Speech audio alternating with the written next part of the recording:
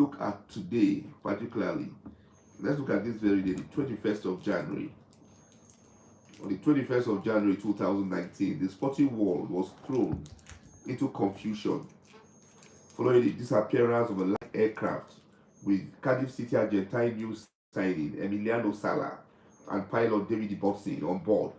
And while Sala's body was later found, the Botsing's body was never found, has never been recovered. In 2019, on this very day, after saying goodbye to his teammates at French club Nantes, and was returning to England to resume at new club Cardiff City, 28-year-old Argentine football star Emiliano Sala disappeared across the English Channel in his light aircraft alongside pilot 60-year-old David Botsing. The search for the footballer became the most expensive search for an individual in history, following that of incumbent Prime Minister of Australia Harold Holt, who went swimming 8 days to Christmas in 1967 and disappeared. However, Harold Holt's body was never found.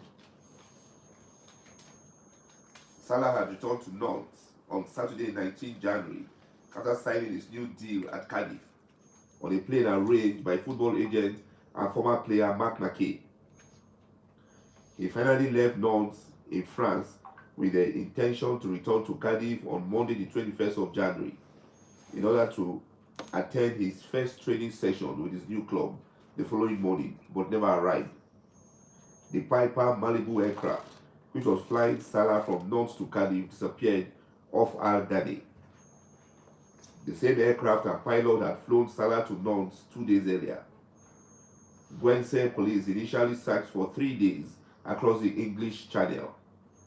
On 24 January 2019, after a very thorough and extensive search, including 80 hours of combined searching undertaken by 3 planes, 5 helicopters, and 2 lifeboats, the police announced that they had called off the search for the aircraft and were sure they were not going to find any survivors.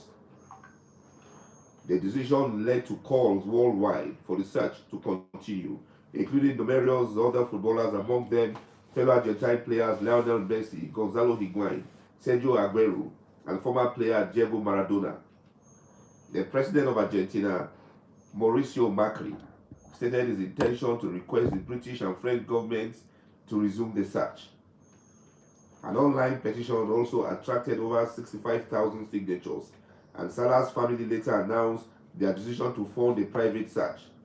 Over £280,000 was raised for this search on GoFundMe, started by Sports Cover, a sports agency that represented Salah.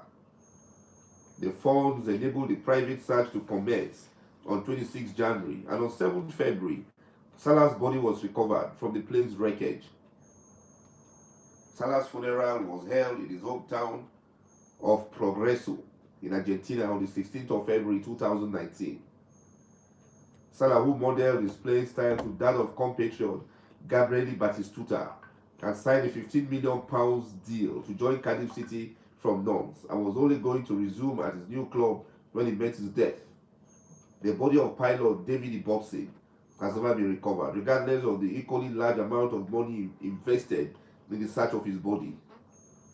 The disappearance and death of Emiliano Sala and David Botsing was one of the biggest world sporting tragedies of 2019, and the entire world of sports mourned. This was really a tragedy. Now we'll leave that now.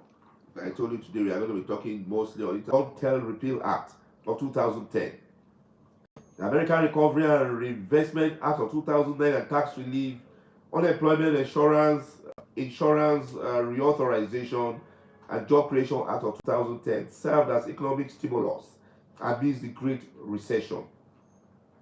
After a lengthy debate over the national debt limit, he signed the Budget Control and the American Taxpayer Relief Act. In foreign policy, he increased U.S. troop levels in Afghanistan, reduced nuclear weapons with the United States, Russia new START treaty, and ended military involvement in the Iraqi war. He ordered military involvement in Libya in opposition to Muammar Gaddafi, and eventually Gaddafi was killed by NATO forces. He also ordered the military operations that resulted in the deaths of Osama bin Laden and suspected Yemeni al-Qaeda operative Anwar al-Awlaki. After winning re-election by defeating Republican opponent Mitt Romney, Obama was sworn in for a second term in 2013. America's reputation in global polling significantly improved during his tenure. Evaluations of his presidency among historians and the general public place him among the upper tier of American presidents. Obama left office in January of 2017 and currently resides in Washington, D.C. A December 2018 Gallup poll found Obama to be the most admired man in America for an unprecedented 11th consecutive year, although Dwight Eisenhower was selected most admired in 12 non-consecutive years. On the 20th of January 2017, United States businessman Donald John Trump became the first man without political or military experience to be inaugurated President of the United States of America following his victory over Democratic Party nominee Hillary Clinton in November of 2016. The inauguration of Donald Trump as the 46th President of the United States marked the commencement of the first term of Trump as President and the only term of Mike Pence as Vice President. An estimated 300,000 to 600,000 people attended the public ceremony held on Friday, January 20th, 2017 at the West Front of the United States Capitol in Washington, D.C. The event was the 58th presidential inauguration, held in Washington, D.C. from January 17 to 21st, 2017. The inaugural event included concerts, the swearing-in ceremony, a congressional luncheon, parade, inaugural balls, and the interfaith inaugural prayer service. The inauguration was protested worldwide. Administered by Chief Justice of the United States John Roberts, the presidential oath was taken by Trump as his first task after becoming president, in keeping with Article 2, Section 1, Clause 8, and the 20th Amendment to the U.S. Constitution, with the vice presidential oath taken by Pence and administered by Associate Justice Clarence Thomas immediately preceding it.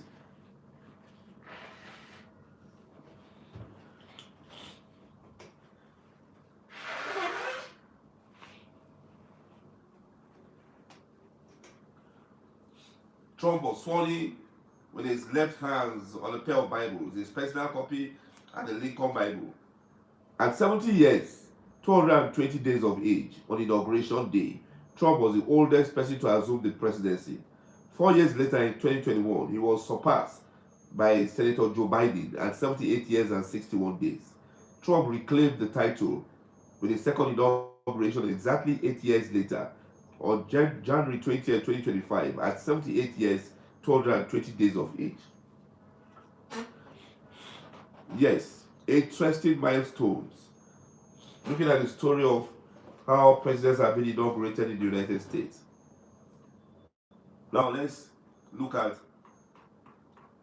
the damage Europe has done to Africa. Yes, we are going to look at that and look at certain assassinations from one very nation, two different men with different characters. First of all, we'll look at that of Laurent Kabila.